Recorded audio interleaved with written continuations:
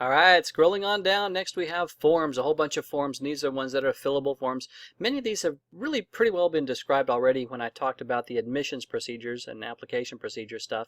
So these are just the forms that are described in the admissions and applications procedure stuff. So these can be printed out and filled out, or preferred, typed into in these spaces here.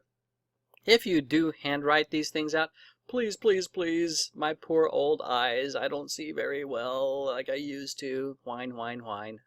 Anyway, please, if you do write this stuff out, print very large and very neat print. Do your very best because, yeah, especially with email addresses and stuff, I have a hard time sometimes seeing the smaller fine details, and especially underscores and stuff like that. So make sure it's nice and easy to read and easy to see and easy and clear as can be.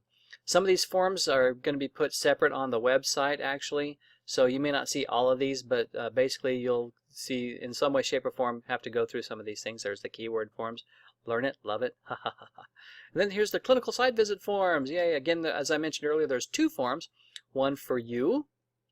This is the one that you take with you and you fill out and send to me once you've done your clinical site visit. So this is not submitted as part of the application portfolio. This is done during your site visit, which is typically done after you've submitted your application portfolio and have talked to me for your follow-up visit. So this is something you fill out stating, basically letting me know that you've done your clinical site visit. Here's some more verification, but this is a form that you take to the clinical sites themselves. So you take this to the clinical sites and they will fill this out and fax this to me. You may need to print out, actually I highly recommend printing out multiple copies of this, probably like, I think 3 copies will be fine. So print out 3 copies to any clinical site that you do a clinical site visit, and they'll fill this stuff out and get it to me, and this will be kind of basically averaged to add some points to your total. Here's another form. Yay.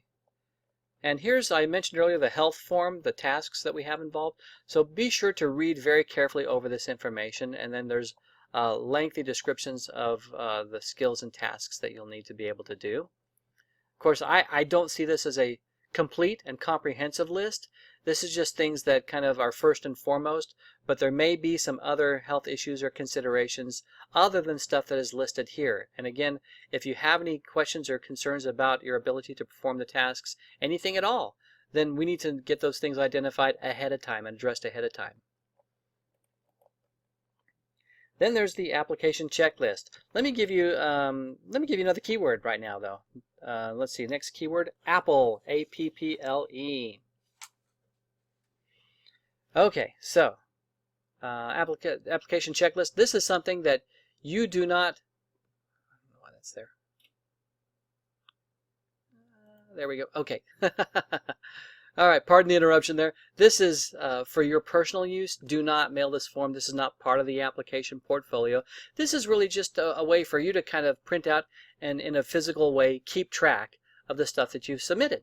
So these are all the things that you need to submit for the program in one way, shape, or form. Now this may become especially, I think, relevant and important as we move some things, as we're required to move some of these things into an online submission format where you're kind of like, did I do that? Did I do all that and fill all that stuff out completely? At least if you have this form printed out and kind of have it handy, you can check stuff off your list and then you can go back and submit the stuff electronically that might need to be submitted electronically later on. So this helps you just kind of keep track of where your application stands. All right, let me give you, I know it hasn't been long, but let me give you another quick keyword here. Toast, T-O-A-S-T. So toast, and that finishes up this little section. Yay!